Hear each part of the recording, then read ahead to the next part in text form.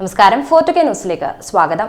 ഇന്ത്യയുടെ പ്രധാനമന്ത്രി നരേന്ദ്രമോദി ഈയിടെയായി കേരളത്തിൽ റോഡ് ഷോ നടത്താനും ബിജെപിയുടെ പരിപാടികളിൽ പങ്കെടുക്കാനുമൊക്കെ വരുന്നുണ്ട്. വേറെയൊന്നും കൊണ്ടല്ല, കേരളത്തിൽ സീറ്റ് ഉറപ്പിക്കാനാണ്. കേരളത്തിലെ നേതാക്കളെ ഇറക്കിയിട്ട് മാത്രം കാര്യമില്ലെന്ന് തോന്നിയത് കൊണ്ടാകാം ഇവരുടെയൊക്കെ ആശാനങ്ങ് രണ്ടും കൽപ്പിച്ചിറങ്ങിയത്. തെരഞ്ഞെടുപ്പ് സ്ഥാനാർത്ഥി പ്രഖ്യാപനത്തിന് മുൻപേ പ്രധാനമന്ത്രി കേരളത്തിൽ 1-2 തവണ ആഴ്ചകളുടെ ഇടവേളകളിൽ വന്നിരുന്നു. അന്നത് സുരേഷ് ഗോപിക്ക് വേണ്ടിയായിരുന്നു. തൃശൂരിലെ ജനങ്ങളുടെ കയ്യിൽ താമര ഘടിപ്പിക്കാൻ നന്നായി നോക്കി. ഇനി ആ താമര വാടിപ്പോകുമോ എന്നത് ഫലം വന്നാൽ അറിയാം. എന്നാൽ ഇപ്പോ അതല്ല കാര്യം. മോദിജി പാലക്കാട് എത്തിയിട്ടുണ്ട്. രാവിലെ മുതലേ റോഡ് ഷോ ഒക്കെയായി വളരെ വലിയ രീതിയിലുള്ള പ്രചരണമാണ് നടക്കുന്നത്. എല്ലാ തവണ വരുമ്പോഴും മോദി റോഡ് ഷോ നടത്തുമ്പോൾ ഉപയോഗിക്കുന്ന തുറന്ന വണ്ടിയിൽ ബിജെപി സംസ്ഥാന പ്രസിഡന്റ് കെ സുരേന്ദ്രൻ ഉൾപ്പെടെയുള്ള നേതാക്കൾ കയറാറുണ്ട്. എന്നാൽ ഇത്തവണത്തെ റോഡ് ഷോ തുടങ്ങിയപ്പോൾ ബിജെപിക്കുള്ളിലെ നേതാക്കൾക്കിടയിൽ ചില അസ്വാരസ്യങ്ങൾ ഉയർന്നു. മറ്റൊന്നുമല്ല, പാലക്കാട് റോഡ് ഷോ നടന്നപ്പോൾ അവിടെയുള്ള സ്ഥാനാർത്ഥിയും കൂടെ തൊട്ടടുത്ത ജില്ലയായ മലപ്പുറത്തെ സ്ഥാനാർത്ഥിയും തുറന്ന വാഹനത്തിൽ കയറാൻ ഒരുങ്ങി നിന്നു. പാലക്കാട് സ്ഥാനാർത്ഥി സി കൃഷ്ണകുമാർ വാഹനത്തിൽ കയറി നിലയുറപ്പിച്ചു.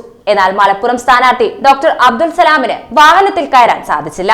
വാഹനത്തിൽ സ്ഥലമില്ലെന്ന് ചൂണ്ടിക്കാണിച്ചാണ് റോഡ് ഷോയിൽ നിന്ന് അദ്ദേഹത്തെ ഒഴിവാക്കിയതെന്നാണ് പുറത്തുവരുന്ന വാർത്തകൾ.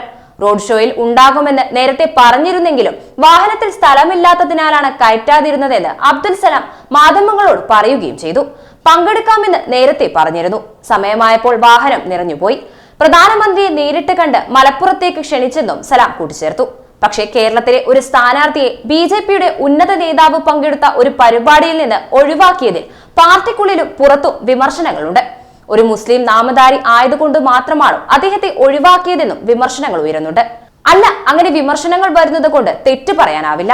കാരണം പ്രധാനമന്ത്രി ന്യൂനപക്ഷങ്ങളോടൊക്കെ ചെയ്യുന്നത് ജനങ്ങൾ കാണുകയും തിരിച്ചറിയുകയുമൊക്കെ ചെയ്യുന്നുണ്ടല്ലോ. പ്രധാനമന്ത്രി സലാമിനെ വാഹനത്തിൽ കയറ്റാത്തതിൽ പുതുമ ഒന്നും തോന്നുന്നില്ല. കാരണം മോദിയും സർക്കാരും ചെയ്തു കൂട്ടുന്നതൊക്കെ അത്തരത്തിലാണല്ലോ.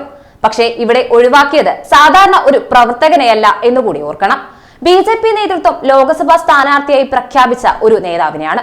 വലിയ രീതിയിൽ ഈ വാർത്ത വിമർശനങ്ങൾ ഏറ്റുവാങ്ങുന്നുണ്ട്. പാലക്കാട് 5 വിളക്ക് ജംഗ്ഷൻ മുതൽ ഹെഡ് പോസ്റ്റ് ഓഫീസ് വരെയാണ് പ്രധാനമന്ത്രിയുടെ റോഡ് ഷോ നടന്നത്. മോദിക്കൊപ്പം പാലക്കാട്, പൊന്നാനി മണ്ഡലങ്ങളിലെ ബിജെപി സ്ഥാനാർത്ഥികളാണ് വാഹനത്തിലുണ്ടായത്. പ്രധാനമന്ത്രിയുടെ സന്ദർശനത്തിന്റെ പശ്ചാത്തലത്തിൽ കനത്ത സുരക്ഷയാണ് ജില്ലയിൽ ഏർപ്പെടുത്തിയിരിക്കുന്നത്. റോഡ് ഷോ പൂർത്തിയാക്കി പ്രധാനമന്ത്രി സേലത്തേക്ക് മടങ്ങുകയും ചെയ്യും. എന്തായാലും ഇത്രയും ദൂരം താണ്ടി കേരളത്തിൽ വന്നിട്ട് സ്വന്തം സ്ഥാനാർത്ഥിയെ പിണക്കിയിരിക്കുകയാണ് മോദി ഇപ്പോൾ. ഇതൊരു പക്ഷേ ബിജെപിക്കുള്ളിൽ തന്നെ പ്രശ്നങ്ങൾ ഉണ്ടാക്കാനും സാധ്യതയേറെയാണ്.